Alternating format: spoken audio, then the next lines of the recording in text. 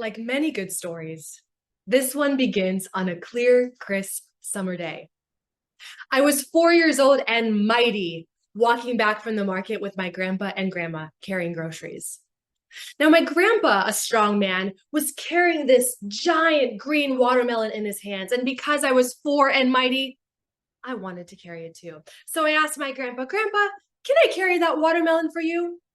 Before my grandpa has a chance to answer, my grandma jumps in and says, absolutely not. She is far too little and she's going to drop that watermelon.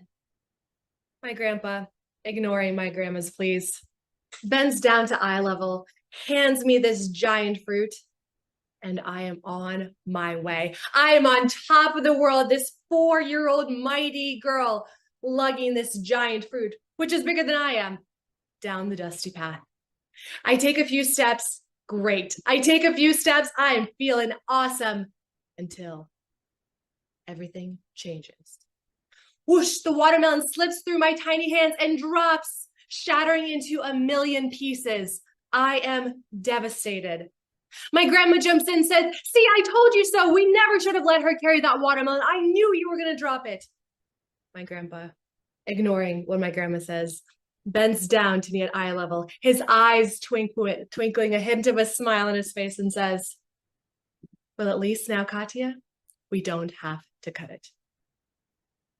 This is the story of the color of joy, the color of wonder that is so easily present in a child's eye. Maybe you remember the feeling of long summer days in your childhood. What emotions come to mind? Play, excitement, novelty, just the zest for being alive? So what happened? Give me a head nod if your world has kind of felt off lately. Maybe it's the pull of inflation, these uncertain economical and political times. Maybe it feels like something is off in the air.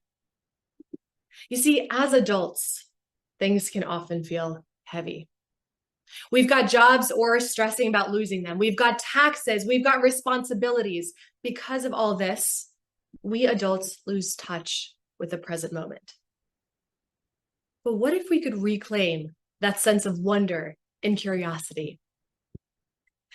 I'd like to share something with you that I call the treasure hunt principle. It is both a mindset and a practice that deliberately trains our brains to focus on moments of joy and wonder. Today, I invite you on a journey to reclaim that zest for life. Let's step into an adventure of finding joy and wonder in the ordinary. Now, as a kid, for me, joy and wonder were easy to come by. I was the type of person who could find silver linings in any situation, which was largely inspired by my grandfather with his watermelon, and then carried on by my lovely mom. In fact, I remember this story when I was at a festival in Washington, D.C. during the summer. I'm sitting on the bleachers about to watch the festivities happen, and to my left, I noticed this little girl about my age smiling at me. Out of her pocket, she takes a little box of Tic Tacs, those tiny little white candies, shakes it, and offers one to me, as if making a hello peace offering. I enthusiastically nod, take out my outstretched hand, and in it she dumps 2 Tic Tacs. I'm happy as a clam, pop those 2 Tic Tacs into my mouth, and we share that moment together. There is joy in the connection of a new friend. In high school, I continued that optimistic trend by joining the Optimist Club because I thought it sounded really fun and bright and cheery. In college, I went on to be a peer career educator, which means that I spent time with my fellow classmates, helping them move through their own career journeys before they even began. This, of course, spearheaded a career in the system of helping people thrive. I became a leadership development expert of seeing the good in the workplace and creating systems and processes to sustain it. The reason that I decided to go down that path was because I had a very important lesson for my first job out of college. After undergrad, I decided to go into consulting in the healthcare field. And y'all, all I could remember was feeling like a pawn on a giant chessboard. The lesson that I learned is that I dreaded Mondays. And the lesson that I learned from that is that I did not want to dread Mondays, because after all, if we spend the majority of our lives working, shouldn't we find joy, meaning, and purpose in what we do?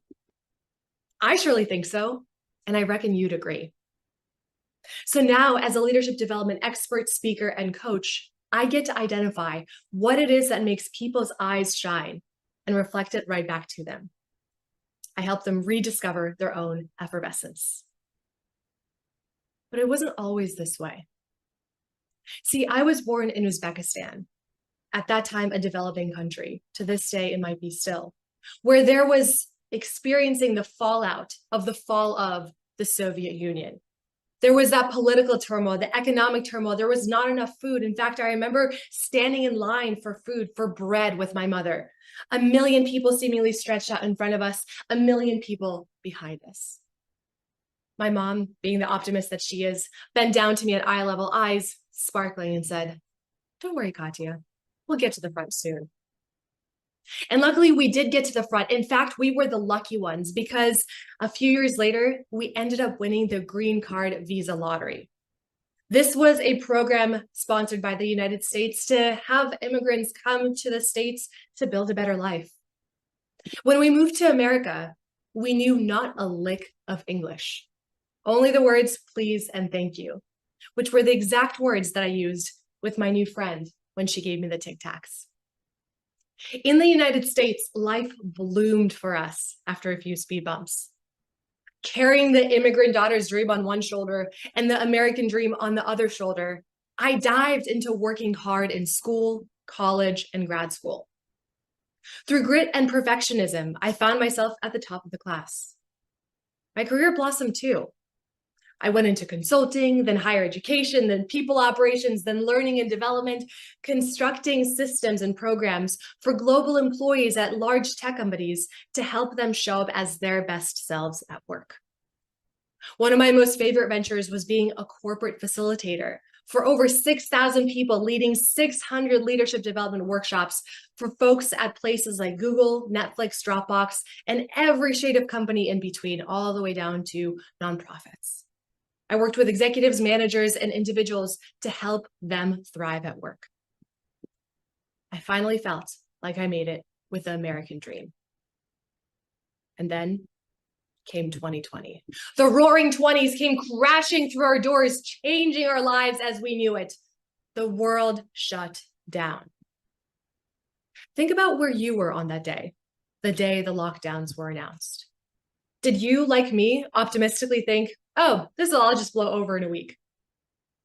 Well, it didn't blow over in a week, because incidentally, that was the year that I hit rock bottom. There were several factors at play, namely the fact that 3 of my favorite things, my friendships, my hiking, even ordinary trips to the grocery store, all got swept away in lockdown. That same perfectionism that in my childhood and 20s that led me to the top of my class and led me to advancing in my career now led me to working 15-hour days during a company merger, which was announced a month after the global upheaval started. A match that had been burning so brightly had now been extinguished. I was burnt out. Now, in order to cope, I developed a phone scrolling addiction to provide cheap dopamine because the present felt so bleak. I remember this one time after working a 12-hour day straight from 7 a.m. to 7 p.m. glued to my computer screen. I made a promise to myself to go down and get some movement in. One of the things that was important to me was to make sure that I moved and stretched at least some way every day, and I had to keep that commitment to myself. So I go down the steps to my driveway and I'm about to do a push-up, just part of my standard routine. And y'all, I crash. I crash down on the ground, tears explode, and I'm sobbing because of the weight of the world felt so heavy. For the first time, my world had lost its color. My previously optimistic, joyful self was replaced by what felt like a zombie. I didn't know where to go. Oh, but I had dreams though. We all had dreams. I dreamed of an island getaway, dissolving my problems, enjoying that calm and warm sand and delicious sunshine coming my way. I yearned for an escape to paradise. I knew something had to change. Of course, life had other plans. Because of the lockdown, I was relegated to the perimeters of my neighborhood. And within those perimeters, I decided to take some walks. I'd take some regular walks to break up the monotony of days, starting off in the morning to start my routine, maybe going for an afternoon loop around the neighborhood, and closing the day with an evening stroll. Each of those walks tracing the same path, in and out, in and out. One time I would look over to my right and I'd notice this lemon tree right in my view with these gorgeous bursting yellow lemons, the color of light, the color of optimism, right then and there. I thought to myself, wait, I walked here yesterday. How did I not see this beautiful tree right in front of me? I'd close my eyes, keep walking. I'd hear the whoosh of the hummingbirds whizzing past, off on their own joyful adventures. I'd be greeted by the fragrance of a jasmine bush immediately right in front of me. What delicious smells. My favorite, of course, though, was catching the shining bright eyes of a masked stranger walking by, smiling underneath theirs. I'd smile underneath my mask too, my own eyes twinkling at our shared connection. The more walks that I took, the more wonders seemed to pop up in plain sight, the more joy I found myself experiencing. So I decided to kick it up a notch and make it a game. I decided to ask myself, well, what if I could find something new today? What if I could find something new, exciting tomorrow? I became a treasure hunter. My world bloomed. Now, this is the part of the story where I turn it over to you. This is the part of the story where I share how you too can rediscover your own inner treasure hunter and reclaim that joy and wonder of the ordinary world as an adult. But first, why should we focus on joy in the first place? Now, at this point, you might be thinking, well, Katya, that's great for you that you were able to take a really low moment and pivot out of it, but that's awesome. But why should I focus on these good moments when my own world feels so dark? That's the case. I hear you. And this is precisely where the real power of joy and wonder for us treasure hunters comes in. A rapidly growing body of research shows us that joy inoculates us against stress. It helps build resilience in teams, so it compounds when we share joy with others. And joy is linked with longer lifespans. How amazing is that? Even more fascinating is that a 2023 study concludes that the daily experience of awe and its cousin, wonder, helps to decrease our bodily pain and skyrocket our well-being. Y'all, these emotions of wonder and joy are quite literally an antidote to suffering.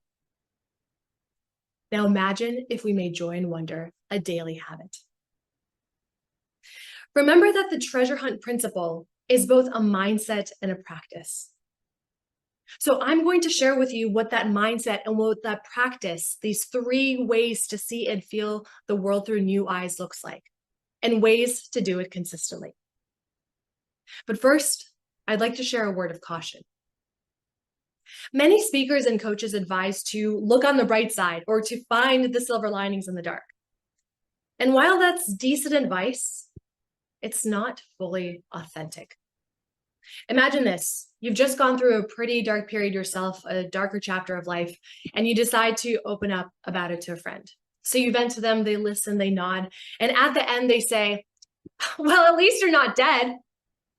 Oof, how does that feel? Dismissive? Diminutive? Doesn't really feel like they honored your feelings, huh?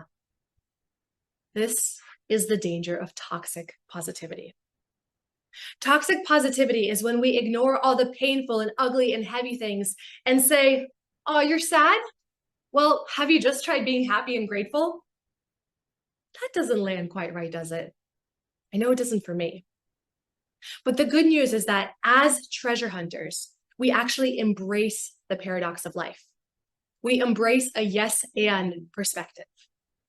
Yes, our lives may feel heavy and repetitive and hard at times. And yet, yes, we can choose to find moments that make life feel more meaningful. So how do we do it?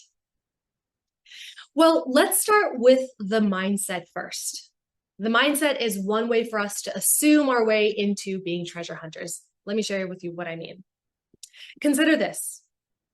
The way that we navigate throughout our world is largely based on our assumptions about it. For example, if we assume that most people are good, then you and I are far more likely to encounter really good, kind people. Now, here's the secret sauce. What if we were to assume that amid the routines of everyday life, there are countless treasures or moments of wonder and joy, just waiting for us to discover them? Well, then with this mindset, we become seekers of joy in a world full of hidden gems. We become treasure hunters. See, with this mindset piece, we are priming our brains to be on the lookout for whatever sparks our joy. Now, let's actually get into the practice of treasure hunting.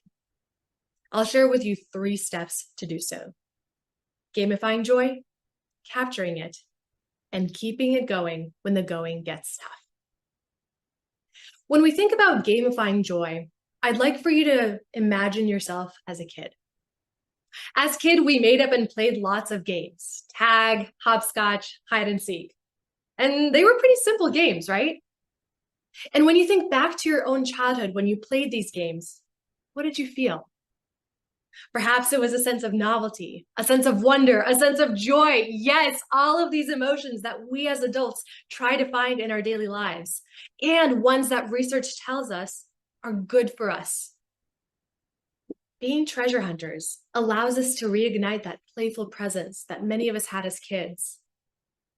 We know what it's like to savor wonder and joy because we did so as children. And just like that childhood game of hide and seek, when we remember that these momentary treasures exist, ready to be found, then it is our natural choice to play this treasure hunting game. Why wouldn't we? See, gamifying in the world of learning and development helps to increase motivation and engagement in the workplace. This is something that I share with my leaders and the folks that I coach and teach.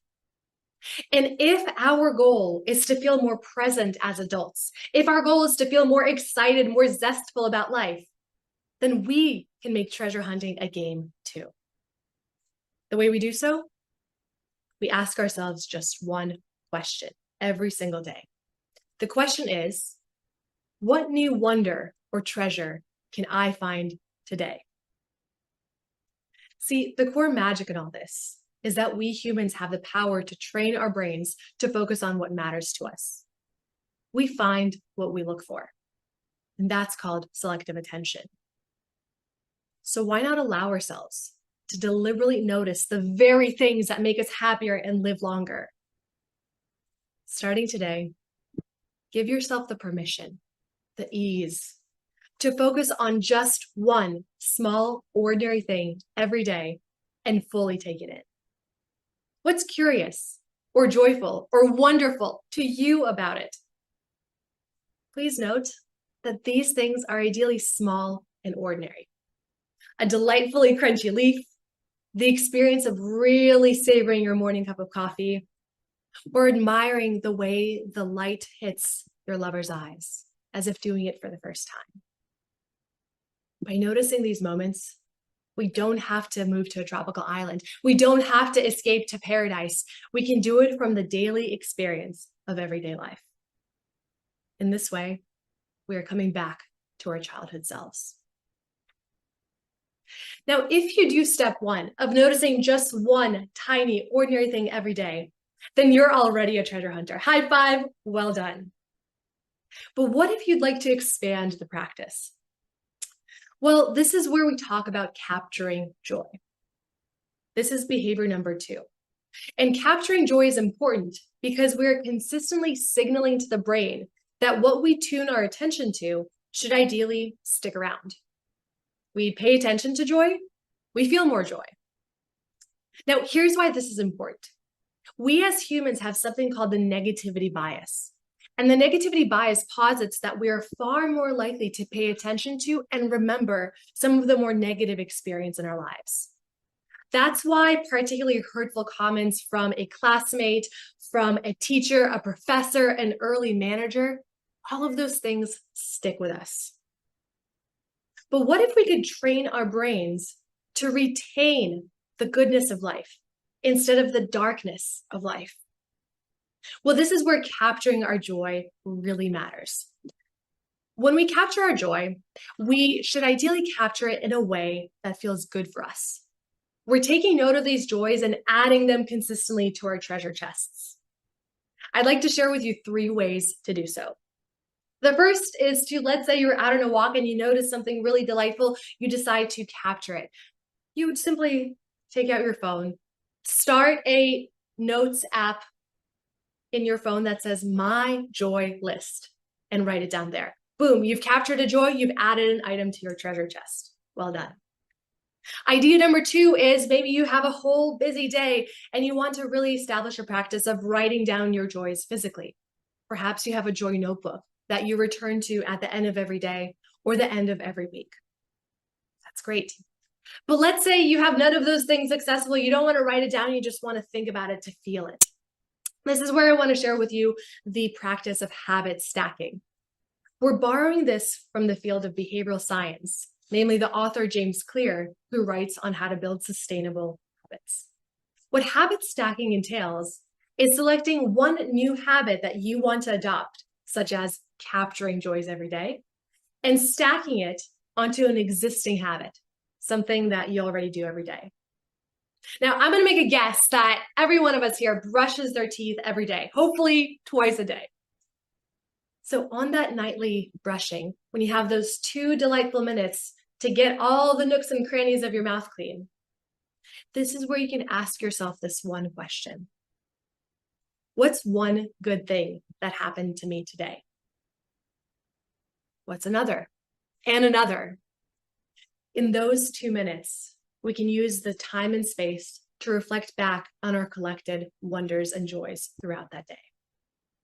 That's called capturing joy. But we also know the old adage of caring is sharing. So part of capturing our joys is sharing it with others. One thing we could do in order to share our joys with the world is to continue to be on the lookout to ask people what their joys are. Perhaps you're talking to a friend and you ask them this question. Maybe you use this at an icebreaker at work. Perhaps you use it in your community. You might ask them this question. What is one thing that made you smile this week? What is one thing that made you smile today? The more that we share our joys, the bigger our treasure chests grow. So far, we've talked about 2 behaviors, the art of noticing those daily joys and wonders, and the art of capturing them or writing them down. We also have to admit that that's not always sustainable. In this final behavior, I'm going to share with you how to keep that treasure hunt going when the going gets tough. Now, please remember that we're not subscribing to toxic positivity here. We can admit that even with a consistent treasure hunt practice, life is not always going to be effervescent, not always going to be rainbows and butterflies. So I want to share with you 2 ways to keep it going when the going gets tough. The first is, if you're going through a darker moment, is to acknowledge your feelings. It's to once again give yourself that permission to feel out of sorts, to feel bad or mad or sad. What it can often look like is saying to ourselves, I'm feeling a little sadness in my heart, or ooh, my tummy feels a little bit of anxiety right now. Naming those feelings can be the gateway to allow ourselves to feel them as opposed to resist them. So that's part 1. Part 2 of keeping it going when the going gets tough is to select a positive cue. Now, what do I mean by positive cue? Well, a positive cue is an object, behavior, or environment that you can consistently rely on to pick up your spirits. Maybe it's a song for you. Maybe it's a little shimmy or a dance. Perhaps it's a snuggle with a pet or a loved one, maybe even yourself. I want to share with you a story of how to use this positive cue in your world by sharing an example from mine. Now, a couple years ago, back to the height of lockdowns, during that period of burnout and exhaustion, I found myself once again at the tail end of a 12-hour workday, 7 a.m. to 7 p.m. of staring directly at a computer screen. Now, I was absolutely exhausted. But the thing is about that day is that still had a million things to do. Still had to fit in a workout, meal prep for the week, and also run a few errands. Now, I knew that I couldn't give up, but I did there for a moment. After I closed down my laptop for the day, I dragged myself over to the couch, phone in hand, height of the phone scrolling addiction, and I plopped down. I grabbed my phone, started scrolling on Reddit. I blink, half an hour goes by. I blink, a whole hour goes by, and I'm nowhere near accomplishing what I need to get done for the rest of the day. I feel as if I'm completely couch locked. My mind is telling my body, get up, get up, get up. You've got so much to do. But my body's just like, no, I won't do it. Suddenly, as I keep scrolling, I see an ad for Spotify, which is my music player of choice. I click on Spotify, the app on my phone, and my fingers, before I know it, start typing, "You make my dreams come true." Now, the special thing about that song is that for whatever reason, it always makes me feel a certain type of way. So when the first few beats come in, I unglue my eyes from my phone, I put it down. When the verse comes in, I'm starting to bop my head. When the chorus comes on, I'm grabbing my body and I'm taking it up off the couch. I go and put on my workout clothes. End of that day, I end up working out, cooking, and finishing those errands. That song for those delicious 4 minutes was just enough, was that positive cue, that positive trigger that triggered me out of that spiral. It allowed me to pivot into a better mind space and physical space. So I ask you, what is your positive cue? What is something that you can rely on to get you out of a funk consistently? I'd love to hear what you think. Okay, so now we've talked about the 3 behaviors to infuse more joy and wonder into our world. And perhaps at this point, you might be wondering, well, Katya, how is this different than other ways to be happy or other ways to live a good life? To which I tell you, that is a very good question. And there's 3 distinct reasons for this. The first is that treasure hunting and the treasure hunt principle starts with the mindset. When we assume that treasures exist, we're far more likely to look for them. The second is that the behaviors that are entailed in it are tiny. We're asking ourselves to look for just one treasure each day, not 10 nor 20, just one thing. And lastly, treasure hunting allows us to give ourselves the permission to show up fully, whether it's your full joyful self or your less than joyful self that day. It allows you to choose how else you'd like to feel. Please remember that we always have a choice in whether or not we go on a treasure hunt. I hope we all choose to do so every day. And so with that, with the story of treasure hunting, what's the impact? I want to share with you the impact that treasure hunting might have on your life by sharing a little bit about the impact that it had on mine. Now, it's been a few years since the pandemic, and since then, I've written a book and delivered a TEDx talk on finding joy and wonder in the ordinary. Still to this day, I speak and coach others about it because the world is only getting more complex. I've had the privilege to be on the largest women's conference in the world, on the TEDx stage, of coaching thousands of executives, managers, and individuals about feeling that joy and making it through even in these uncertain times. Now, with that, you might be wondering, well, Katya, you sound like the paragon of joy. Woohoo, good for you. What about me? I hear you. And again, it is true that a lot of people do view me as this joyful, optimistic person that I grew up being from that time where I dropped the watermelon at 4 years old. But let me let you in on a little secret. It's the yes and perspective. Yes, I still look for daily treasures every day, and yet, yes, it can absolutely be difficult to remember. What matters to me is to allow myself to feel that joy and to remember that I have the choice to pivot into it. Now, ever since then, ever since becoming a treasure hunter, the payoff has been tremendous. I've had the opportunity to quit my full-time corporate job to expand my own coaching, speaking, and consulting business in the field of leadership and personal development, where I every day get to help individuals and teams rediscover their own effervescence. You too have access to this choice because you were already a treasure hunter once.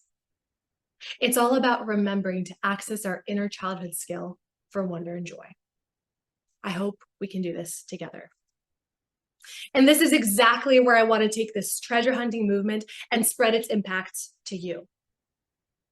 Now, if you found yourself resonating with wanting to reignite that zest for life, I invite you to claim your own treasure hunting power.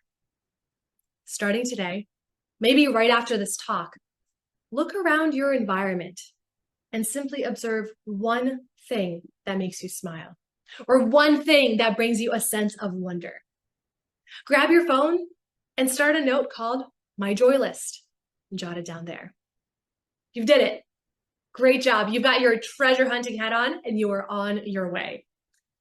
And if you're curious about igniting other areas of your life, I'm here to help.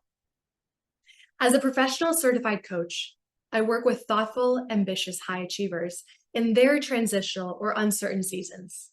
And I also work with folks in helping them shine brightly through public speaking.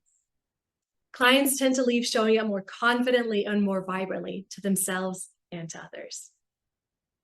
Perhaps you might be in one of two camps.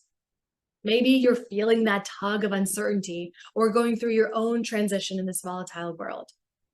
Or maybe you're preparing for a big presentation, whether it's for a big team at work or a speech in front of thousands. If you're craving some heart-centered support and accountability, I got you. As a thank you for listening to this talk, I'd like to gift you a 30-minute strategy session to support you in your next steps.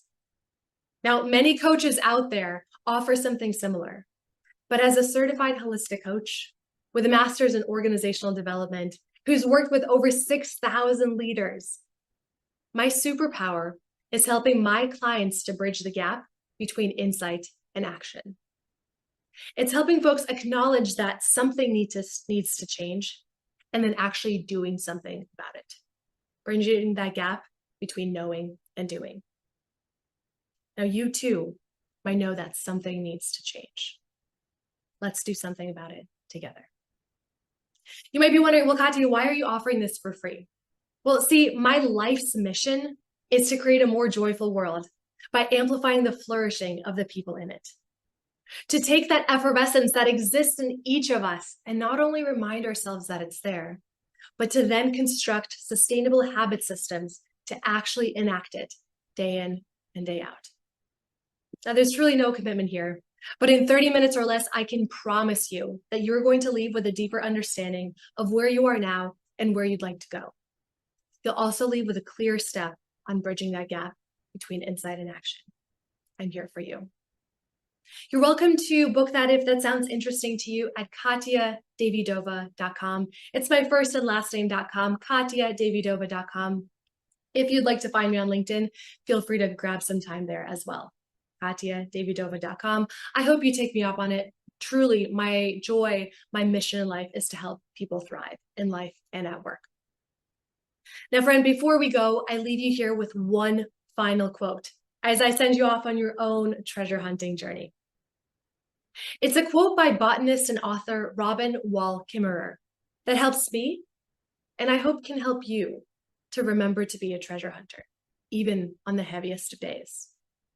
The quote goes like this: "Even a wounded world is feeding us. Even a wounded world holds us, giving us moments of wonder and joy. I choose joy over despair. Not because I have my head in the sand, but because joy is what the earth gives me daily, and I must return that gift." Thank you.